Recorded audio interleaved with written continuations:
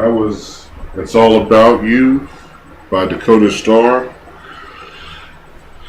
It's nice to be back after a few months off. The few days have been absolutely terrible and fantastic. Leaning towards the latter now. Things have been pretty good lately, and as usual, we hope everything's fine your way. It's about that time again, and though there are a bunch of things going on in the world of sports, I decided to just focus on football with the videos. If any interest picks up in any sports outside of that, I'm still trying to get friends and family over here to host it. And then if you want to, the seat's always open. I won't have to stand. I can sit with you and we can chop it up. It's alright though. As far as the videos, like I was saying, I'm just going to stick to football, and you guys want to talk about baseball or anything else. I do at work a lot, but I bought so much here or wherever else I go. So the other sports will go to it then. I will say this, Ryan Braun got, since he's been suspended, $50,000 a game. $50,000 a game. And of course, there's different players in different sports that make probably twice that or way more than that. But since his story has come out, they did the math on how much the rest of the season will cost him, through his contract or whatever. $50,000 or so a game, the change doesn't really matter. He's going to make $3 million from the day he was suspended to the end of the season.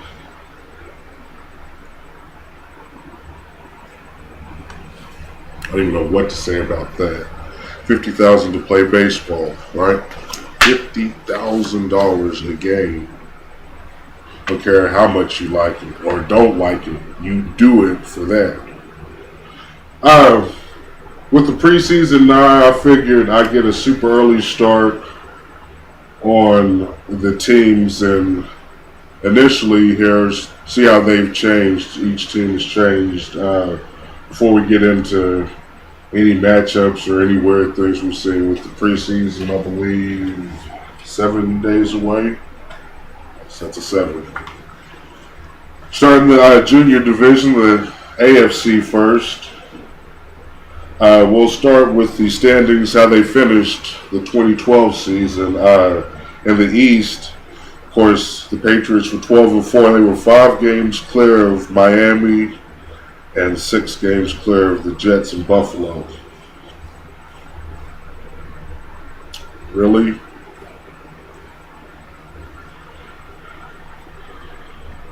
So New England was number 1 in offense, number 8 on defense.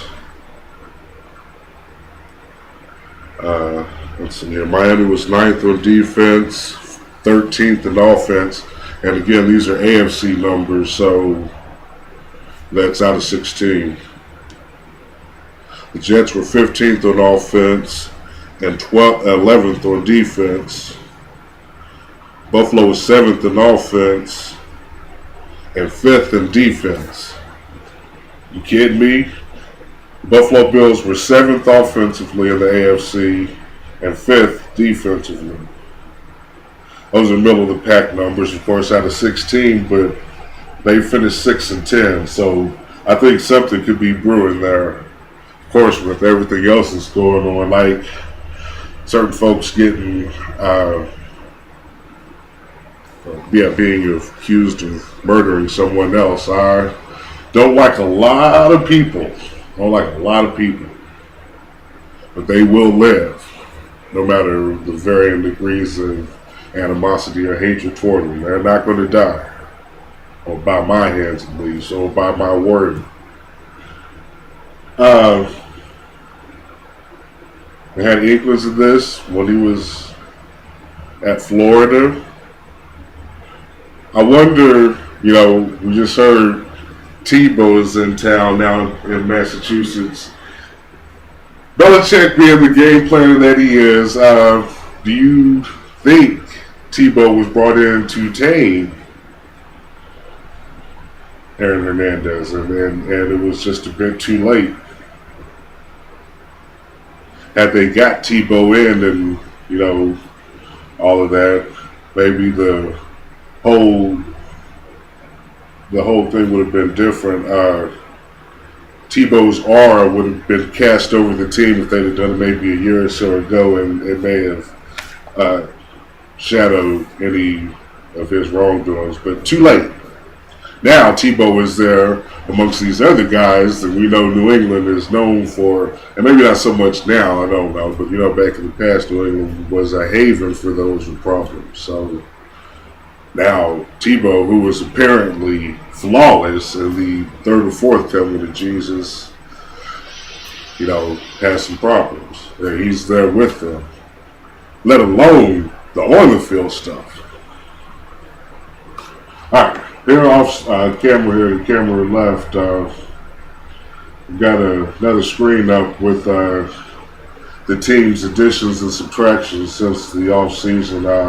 We'll start with New England. And we've lost Danny Amendola to St. Louis. You're going to love that, actually. You're going to love that. LeGarrette Blount. Oh, wait a minute. These are the additions. I'm sorry. They got Danny Amendola from St. Louis. They got LeGarrette Blount from Tampa Bay. I really like that. Special teams got Leon Washington. He's got a couple of Pro Bowls with Seattle. Michael Jenkins from Minnesota. Aaron Dobson. And Tim Tebow. Dobson being the 59th pick. Late second round pick from the Thunder and Herd. Now, they lost Dan Coppin, Brian Waters, a guard, Danny Woodhead, Dante Stallworth, and Brandon Lloyd, maybe a little less, Wes Welker, Kellen Winslow, and Aaron Hernandez.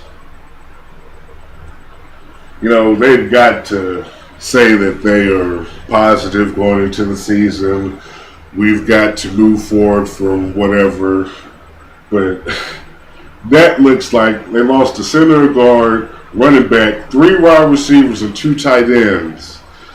That kind of sounds like their whole offense. First and second teams.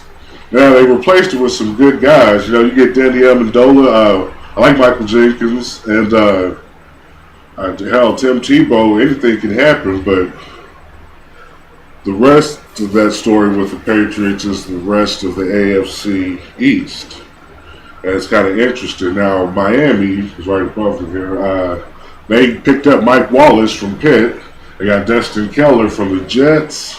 Michael Gillisley is a 5th-round pick from Florida. And Tyson Clabo, the tackle, he's got a Pro Bowl from the Falcons. Anything helps. What do we got here now? On the other screen, I have their depth chart. Kind of know the Patriots because they lost a lot. We just went over that, and they picked up a few. But their personnel changes so much anyway. There's no need to go into that. Miami's might be a better fit. I was telling my cousin who couldn't make it for whatever reason. If the final standings were 5 games apart, Miami had a losing record, Buffalo, the Jets, whatever, butt fumbles and all that. That means the Patriots had no problem all year long. They go 2-1, Miami's 1-2. One of these other two are 0-3, the other one's 1-2. And on and on and on. We're 5-3, they're 3-5. On and on and on. We're 7-4.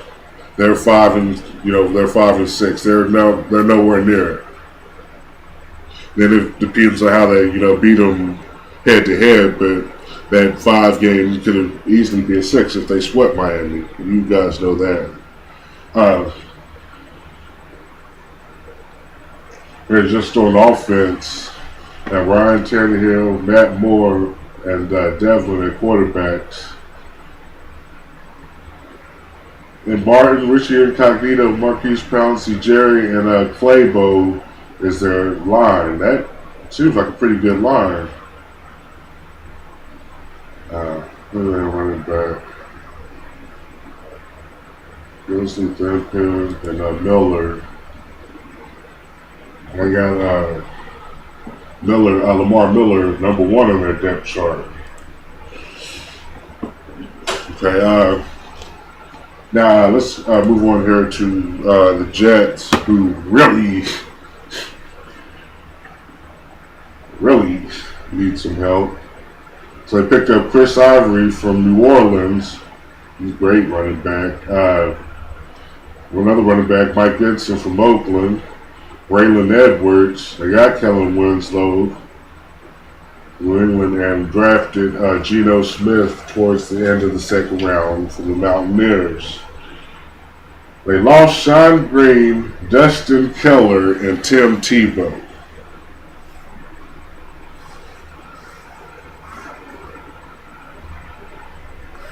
Green may be more for his value. Keller and Tebow, because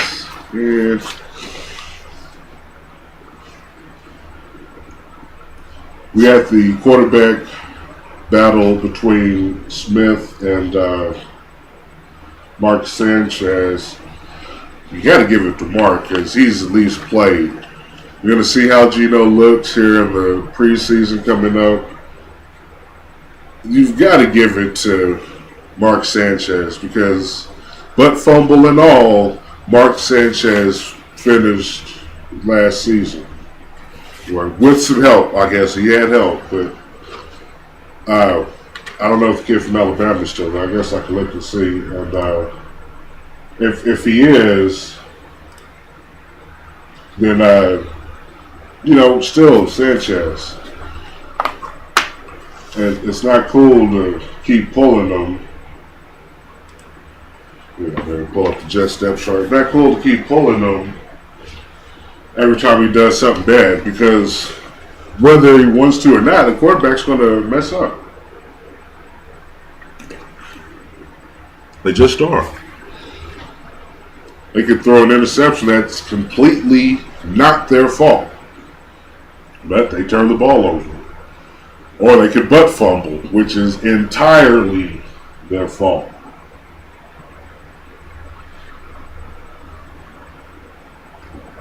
Off their schedule. They're second in opponents' passing yards. They only threw opponents for 189 yards against the Jets. That's something to hang their hat on. Nice secondary work here. Yeah, Greg McElroy. Now, Geno Smith moved up on him. Well, right now it's 2, with Sims 3 and McElroy 4th. What shit is that? I don't know. It's kind of a weird thing because I would pick McElroy out of the 4 for whatever championship experience he has. Probably only 1 game, but still, I don't know. Buffalo up here at the top picked up Kevin Cobb from Arizona and drafted E.J. Manuel from the Seminoles in the middle of the first round. And the second round, they got Robert Woods from USC. And the third round, Marquise Goodwin from Texas. Young, raw talent. Could be a weird super breakout season for all of them. Either Kevin Cobb doing it to him or, E.J. Manuel. But everybody leaned for Cobb getting the start. And they got rid of Ryan Fitzpatrick, Tavares Jackson, and David Nelson. I'm not too familiar with Nelson, but getting rid of the first 2, these are pluses. So the AFC East is extremely wide open now with everything both on and off, and on the field, off the field, and through draft status. Anything is going to happen there. So, I don't want to be an ass to say all 4 teams to finish this year 8-8, but you know, I would go with Buffalo finishing 8-8, and the Patriots going 7-9. So it's just a matter of, you know, what happens in the season, but anything can happen. In the what's up, girl? You can come say hi to the people if you want. What's up? Great, you got the back man. All right.